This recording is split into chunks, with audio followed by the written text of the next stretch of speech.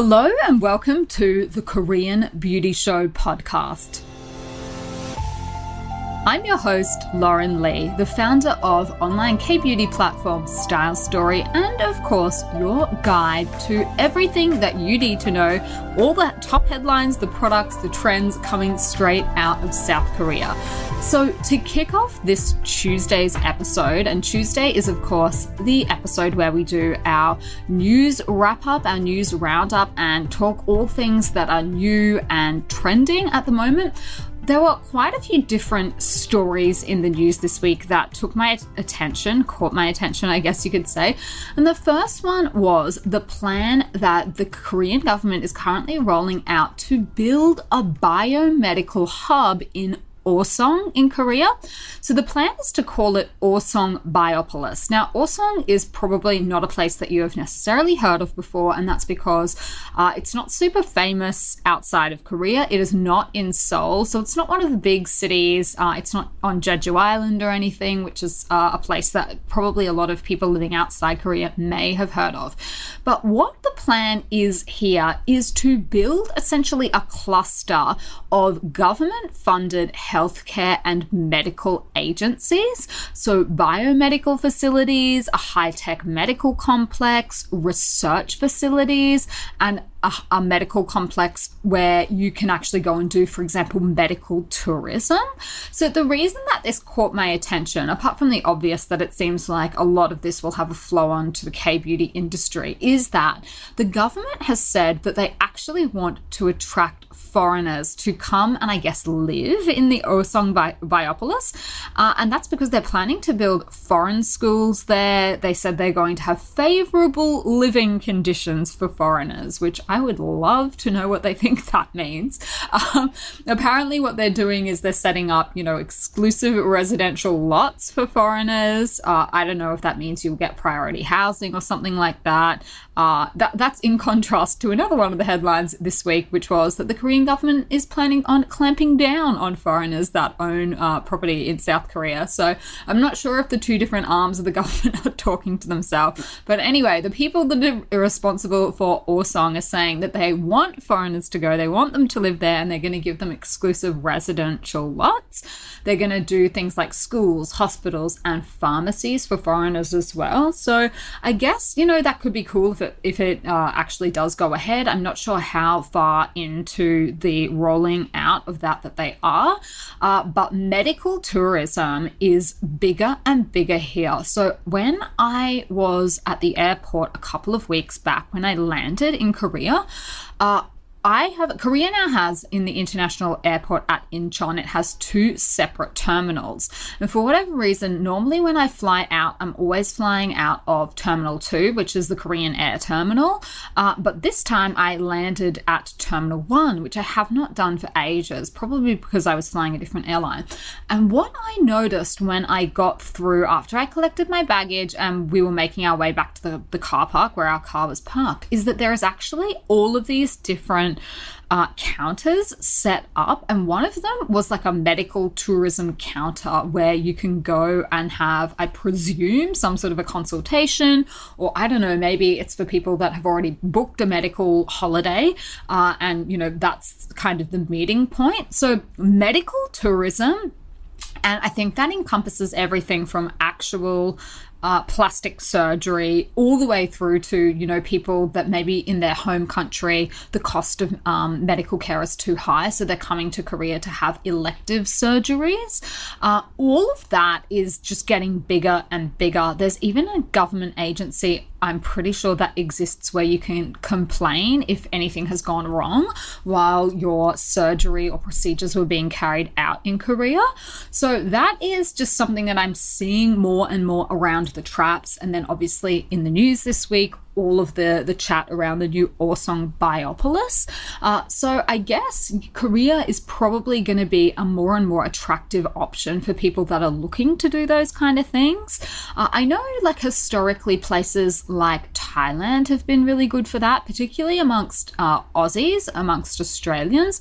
A lot of Australians go to Thailand to have cheaper surgery, certainly cosmetic surgery that gets reported on a lot. But Korea is obviously wanting to to become a little bit of a hub of its own for that kind of thing. So that was in the headlines. The other thing that I thought was a little interesting was some chatter I saw in the Cosmetic online news reporting services talking about scalp care during summer. So the scalp on your head, obviously. And what they were saying is that most people think that autumn in Korea is the season for hair loss, but in fact, it's summer when the scalp on your head is the most prone to stress. And what the experts were talking about is that problems around hair loss and things like that, and, dry, itchy, flaky scalp can actually become a lot worse in summer. So not only the skin on the face, which is obviously, just being stimulated a lot more than it is at other times of the year by things like UV rays, excessive sebum and oiliness, but this can actually cause damage to your scalp as well. So they were just chatting through some of the ways to manage that. So hair loss is a really, really big talking point, I think, in Korea. Certainly if you ride the subway here, and if you can read Korean or, listen to Korean, you will notice that a lot of the ads and advertisements around the traps are for hair loss, and, how to reverse it, obviously targeted a lot at men, I suppose, in their middle age, but not even. A lot of the ones, particularly around Gangnam, are showing younger women in the ads as well. So I think that hair loss and how to prevent it, how to manage, issues around the scalp and the hair in general are a lot more talked about here, certainly than I've seen them talked about in other countries. So I thought that was a little bit of an interesting one. I'm not sure if that is the case in all countries, in other parts of Asia as well. You guys will have to let me know. Is hair loss and scalp care and how to care for your hair, is that a really big talking point overseas, wherever you're based? You'll have to let me know, because I'm actually a little interested to hear if it's just a Korean thing or whether other people are similarly as concerned from seemingly a young age too. I would say that a lot of the ads that I see are targeting, everything from people that have like a slightly strangely shaped maybe hairline all the way through to like hair loss caused by, all kinds of things, from pregnancy, from stress, all of that sort of thing, all the way through to like male pattern baldness. That's a big talking point. A lot of clinics over here, a lot of products and treatments for that kind of thing. Now, the other one was a little bit of bad news for one of the big Kbeauty companies that is actually floated on the stock exchange, and that was Clio Cosmetics. So the stock price for Clio has fallen dramatically recently. In the past 3 months, their shares have fallen 33%. And again, this is because of the impact of a sharp drop in sales in China. And that is predicted to obviously affect their earnings in the second quarter. So what they're saying is that, there's a lot going on in general, but the sharp drop in Chinese demand for Clio's products, as well as the concerns over global inflation and the US central bank's interest rate hike, all have investors feeling a little bit shaky, and the stock price has fallen. So that's that kind of news I have seen repeated pretty much all year this year. It's a very common discussion, particularly among the bigger Kbeauty companies. So Clio Cosmetics, obviously very famous, and they own a number of different brands under their umbrella. So that was rounding out the news headlines for this week. And of course, I will be back with some more updates for you guys next week, but on to some of the newness, some of the new reviews and the releases. First up, I think obviously the big one that I am the most excited about is our Jellicoe Cinnamon Toast Sugar Scrub Foam. So I cannot believe that I finally get to say that this product is ready. It's available. It is released. So Cinnamon Toast Sugar Scrub is a product that we have been working on since 2020, if you'll believe that.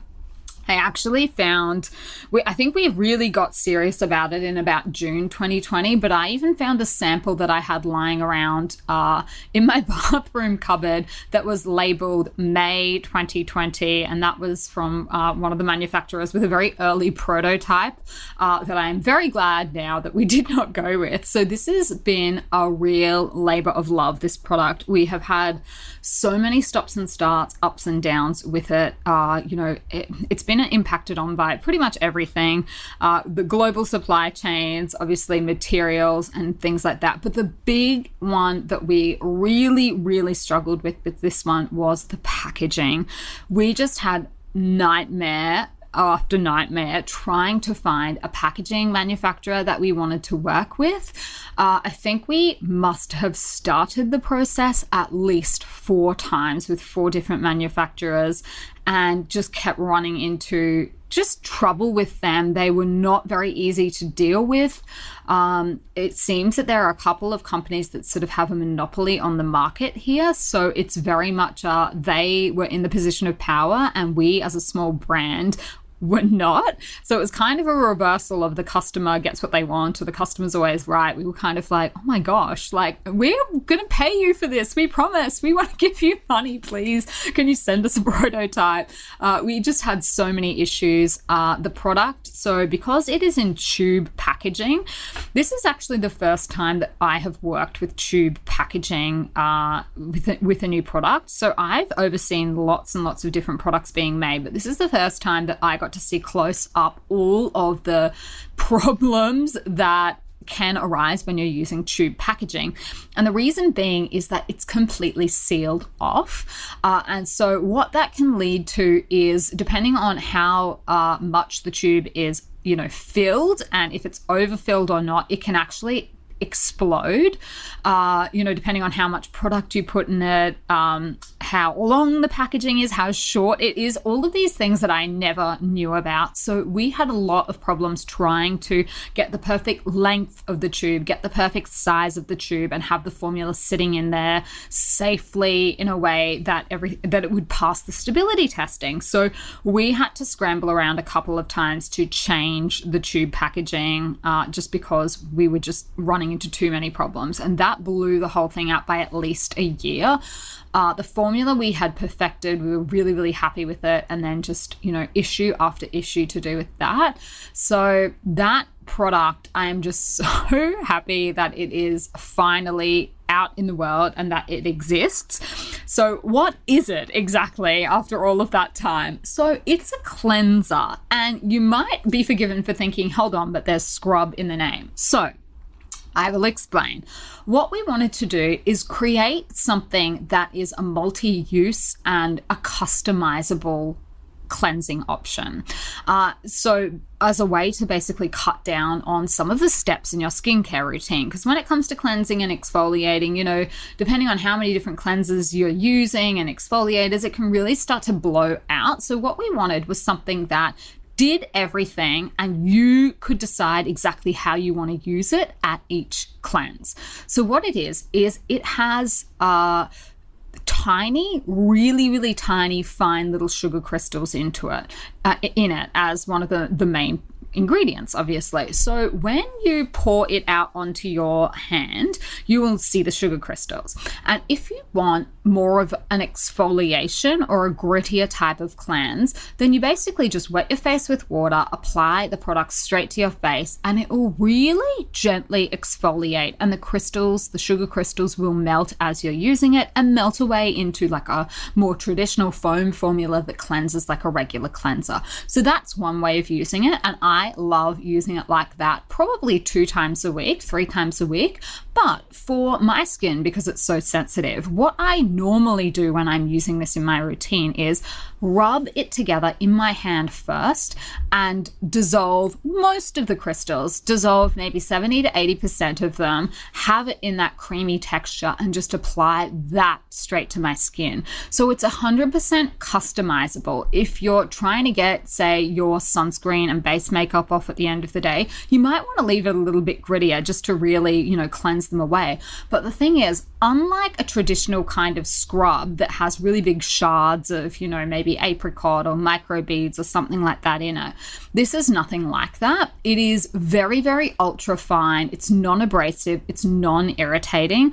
Even someone with skin as reactive as mine, I can use this. So that's why it's quite different, I guess, to a lot of the other products that are on the market, because it does lots and lots of different things in one. And then obviously our, brand theme for Jellico is, deliciously fun skincare. We want fun and functional. So what we did is we decided, what are our favorite sugary treats, and cinnamon toast is one of them, cinnamon scrolls, cinnamon rolls. So you will get that sensation of, eating a product as well. It actually, it's ended up in my mouth before and it actually tastes really good, but obviously I do not recommend eating it. That's not what it's for. But that is up on the Style Story website at the moment. And it is also in our US warehouse as well. You would not believe it, after 2 years of back and forward, starting and stopping working on this product, the product landed in the US and in Australia in the same week, which is just, that blew my mind. I did not think that would happen. So look, the key ingredients to know about, obviously, apart from the sugar extracts, we've added vitamin C and ceramides in there just to make sure that the skin stays really nice and moisturized and nourished while you're cleansing. And then it's also got a small amount of willow bark extract, which is just a really, really gentle type of BHA. And that's perfect for, clearing out the pores without irritation. So go and check that one out. I am so keen to hear what you guys think of it. And if you were on the waiting list for that product, we did send around a little discount for you. So go and check your emails if you haven't seen that already. That was everyone that was on the Jellico waiting list.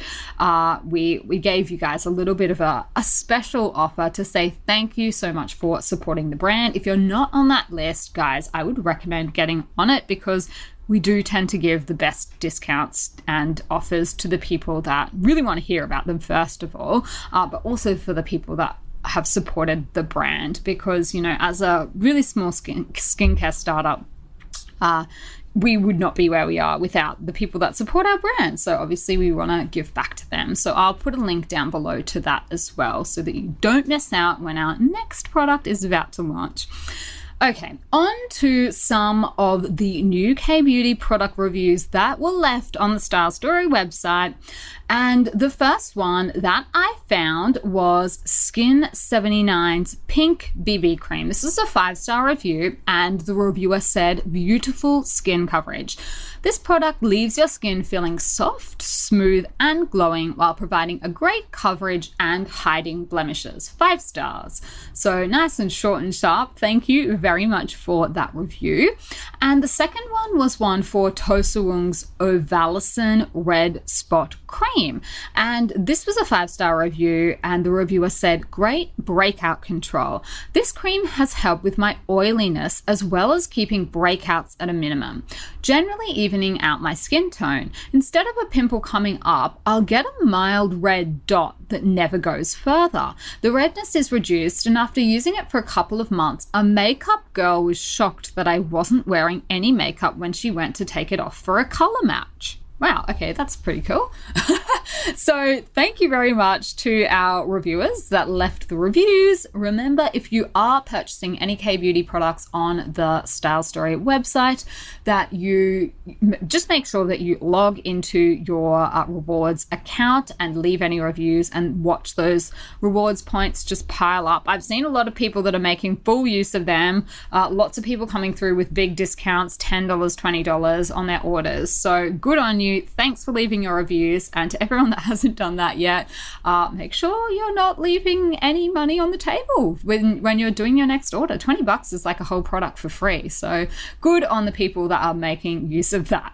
All right, now to round off today's episode, I am going to share my recommendation of the week.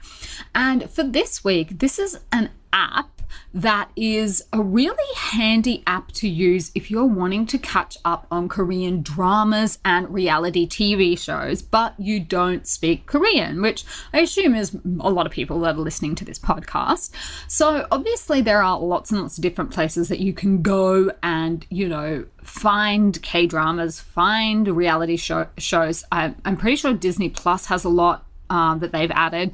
Netflix obviously does, but not all of them are translated into English. So a lot of the really trending shows, like stuff that I'm watching on TV, I've noticed then there's no English subtitles. So I don't know if there's another place to go and necessarily watch the same show. But this app is called Rakuten Viki, Viki. And I'll have a link to that. And this is totally not sponsored. I mean, I used to have a subscription to this app many years ago, but I've let it lapse just because I'm pretty lazy. I tend to just either turn on the TV and watch whatever's on. Like, I just don't have that much spare time anymore that I can go and download the app and look for like the old shows. I'm just like, if I have 20 minutes at night, I'll just throw on Netflix or whatever's on the actual free to air in Korea. But this app was one of my favorites back in the day, particularly when I was learning Korean. And, they've translated a lot of the shows into heaps and heaps of different languages: English, Spanish. I've even seen some in Italian before, so lots of different languages. Now, I'm pretty sure there are different tiers within the app that you can pay for. I'm thinking back in the day, it used to have like one tier where it was like, okay, you can pay to get rid of the ads in it. Otherwise you have to sit through the ads. So you'll have to check it out and see, what the current, setup is, what the current deal is. But this was a pretty good app, particularly if you are looking for like a back catalogue of really great old dramas. They did have some of the new releases, definitely. Not every single thing, obviously, because I think it depends on what they can get the contract for. But if you are dipping your little pinky toe into the world of K-drama and you're just like, I want more and I want it in English or a different language, go and check out the Viki app. And just see, I guess, have a play around, see if you can find anything there you like. But I know a lot of people have been telling me that they're getting more into Korean TV. So if that's you and you fall into that category, then that is one option where you can kind of, go for gold, binge as much as you want within the app. And it keeps like your place for you too, which is really handy. So that you know where you're up to and you don't have to, if you're like watching stuff off, your computer or whatnot, you have to go back into it and where were you up to and you can't remember and what episode, rah, rah, rah. Whereas this saves it all for you. So you can go back and just like pick up where you left off. You can switch in between different dramas. That's what I used to really like about it. So that is my recommendation for the week.